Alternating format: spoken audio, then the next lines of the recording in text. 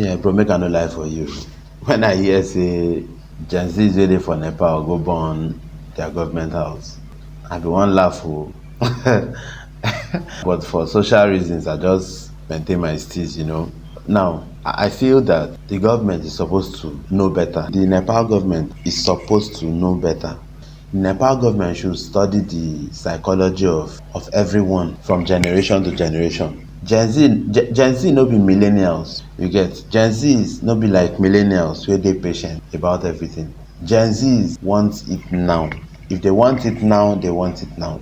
And if you have a reason why you will not fulfill the requirements of a Gen Z, you communicate with them. You find a way to communicate with them. Like, see, let me tell you, leadership has never been this tough since the history of humanity. Yes, leadership has never been this tough since the history of humanity, because leading Gen Z, you need patience, you need knowledge, you need wisdom, because you will need to always convince your Gen Z as to why you wouldn't fulfill their requirement. You will need to convince a Gen Z as to why you think their own idea is not good enough. Because let me tell you, in the mind of a Gen Z, see, in the mind of an average Gen Z, they believe they know better than you. Yes. In the mind of an average Gen Z, if you teach them, if you try teaching them anything, they feel, what's this man saying?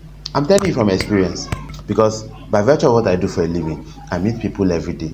Among the people I train and communicate with daily are largely the Gen Zs. I deploy different methods just to lead them. The Gen Zs are not people you can lead easily. They are not people you can lead easily. If the government of Nepal knew better, they would have engaged Gen Z in a conversation. They would have engaged them in a conversation and tell them, come, this is why we want to ban social media, because you are probably abusing it. And of course, they will go ahead and tell you, you cannot ban social media. Then next, what do? You regulate the usage with policies. In a country where the government is not really doing so much or providing basic amenities. Now, I hope you also know that the social media they attempted or banned already was or is largely the main source of income for those Gen Zs.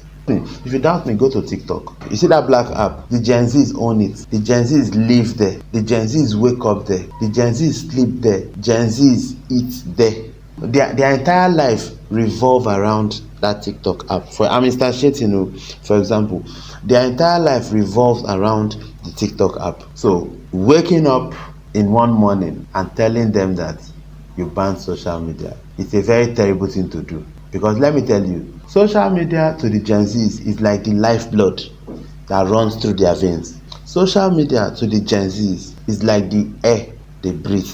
Social media to the Gen Zs is like, anyway, I think this is the very first time that we're experiencing the wrath of Gen Zs, and I like it that I like it that they reacted that way, so that you can do better. You see, the government as an institution should adopt practical knowledge on how to lead their citizens. The government as an institution should adopt different strategies on how to effectively communicate to its citizens. Communication, dialogue, a simple conversation would have averted the killings and vandalization of properties that took place again. And for the last time, this is the jet age, this is the internet age, and the internet and the social media is one of the proof that the world currently is a global village. So you cannot